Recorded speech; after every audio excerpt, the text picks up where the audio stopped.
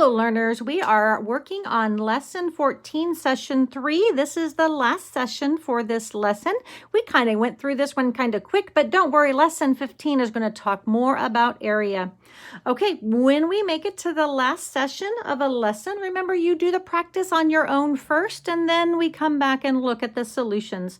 So go ahead and take out your page 311, 312, and I want you to think about what you've learned in lesson 14 and try to figure out the problems on your own.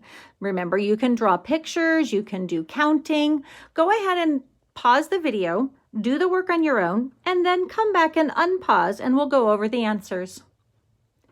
Okay, so hopefully you've had a chance to do the work on your own. Let's go back and look at the answers and see how you did. In number 1, they asked you to compare. They asked you to find the area of the shape below.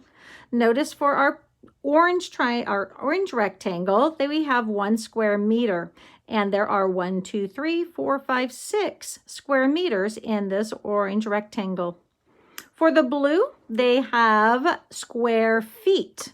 So notice I went from foot to feet because when you have just one, it's a foot, but if you have more than one, it's feet.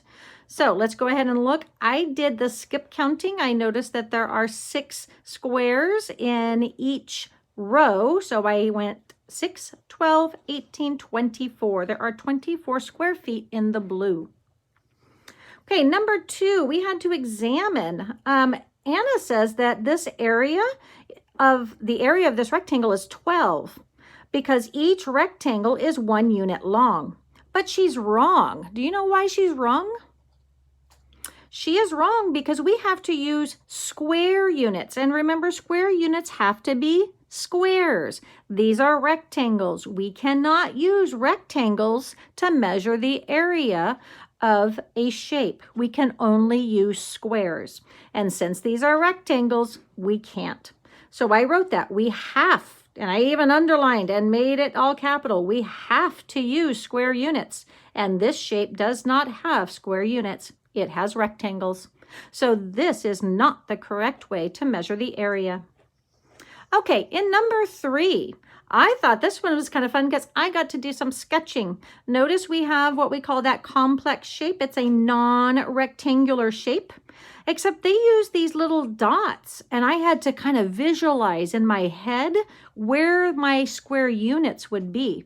So I noticed that on a square unit, I would actually connect 4 dots to make a square. So I went back and I just sketched in my sides so that I would have square units, and then I counted them, and there are 7.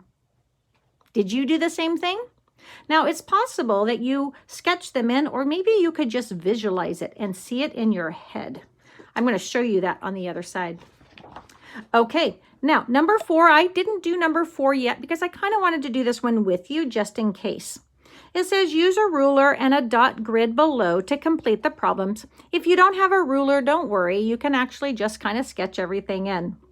So we have a dot grid here, and I noticed that all my dots are the same distance apart. So the distance from this dot to this dot is the same as the distance from this dot to this dot, and even the same as the distance from this dot to that dot. So we actually do have squares in here, and you can kind of visualize it, or you can actually sketch in the lines if it helps you. Okay, part A.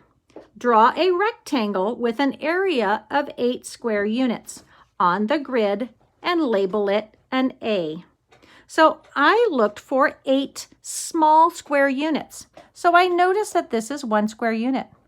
2, 3, 4, 5, 6, 7, 8. So now to draw my rectangle, I'm just going to connect the dots.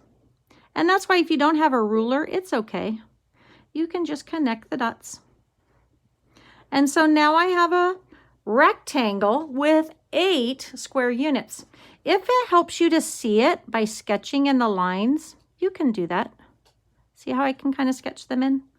And there are my 8 square units. Now, we've done A. Draw a rectangle with an area of 8 square units on the grid. Label it A. Oh, I didn't do that. Let's label this A. Oh, my puppy dog's hitting the chair. Okay, in B, draw a rectangle with an area greater than 8 square units on the same grid. So it needs to be greater than 8 square units. So what did you do? Did you do 9? Well, can 9 make a rectangle? Did you do 10? Did you do 11 or 12? What could you do to draw a rectangle? So I'm going to go ahead. It has to be more than 8. So I'm going to 1, 2, 3, 4, 5, 6, 7, 8, 9, 10, 11, 12, 13, 14, 15. So I'm going to make a rectangle with an area of 15. Notice how I'm just connecting all of my dots. Now I visualized my little squares.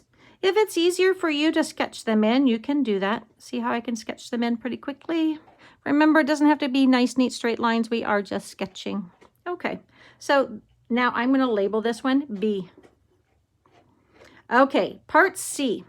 How did you know how to draw your rectangle B with an area that is greater than 8 square units? What did I do to make sure that it was greater than 8 square units? That's right, I visualized it. I made a picture in my head and I counted these squares. And I actually kind of labeled them first to make sure that it was going to be more than 8.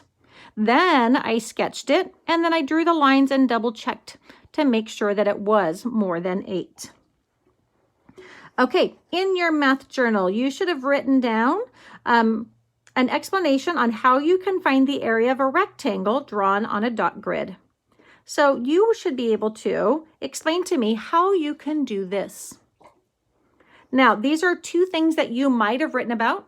You might have talked about sketching in the lines and counting. You might have told me that you just visualize it. Remember, visualize it means you see it in your head. See in your head. Because sometimes you can visualize those lines. Remember, I visualized the lines first. So you may have a different idea. These are the two that I came up with, but as long as you have an explanation, then you are set. Now remember, before you take your quiz, go back and review everything that we've talked about. Make sure you know what area is, and most importantly, make sure, and I'm getting my notes, make sure that you are paying attention to what you need to find area. Remember, you have to lay out the square units and they have to be squares. You cannot have gaps. You cannot have overlap, and you have to count all the square units. Okay, good luck. I'll see you for lesson 15.